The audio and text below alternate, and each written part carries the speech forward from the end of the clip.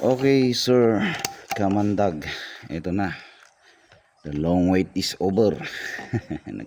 Masyadong nagpapalambing tong airgun po ninyo. Nasa 51 meters po tayo.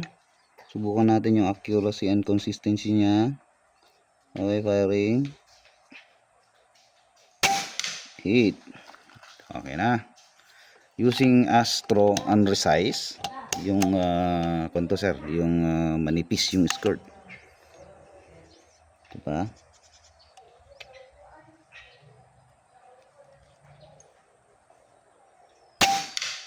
So hit, so okay na. Punta tayo ng kasi gusto ni sir is makakapag long range sana po siya. Subukan natin sa 60 meters. Hindi masyadong mahaba yung video. Okay, parallax pa rin tayo mga kaibigan.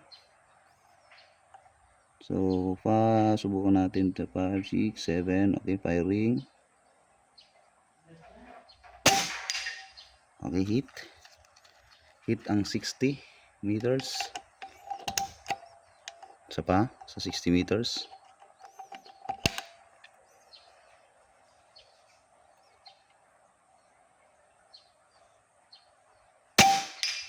Medyo mahirap ipatama yung unit ni sir kasi wala yung wood stock niya. Punta tayo ng 70 meters.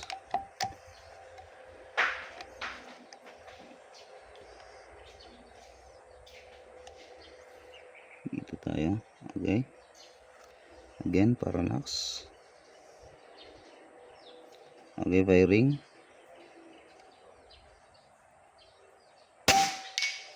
May hit. Isa pa para sa 70 meters. Okay na to sir. Anyway, alam kong kayang-kaya mo to gamitin. Pag ganun ka accurate, tumatama tayo sa 50 meters na 1 inch blade. Malaki yung meaning na malaki yung possibility na tatama kayo ng long range. So ayan, solid sa 70 meters. Papakita natin yung kanyang unit ni Sir Kamandag.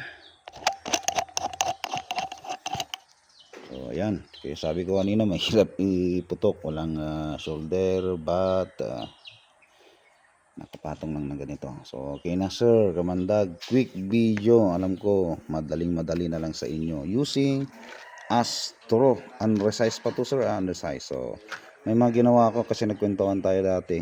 Yung timbol po ninyo inayos ko na, hindi na po ninyo kailangan mag-resize. As in the chamber nyo po is nag-serve na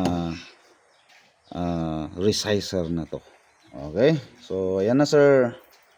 Okay na. Thank you so much for trusting Mbas.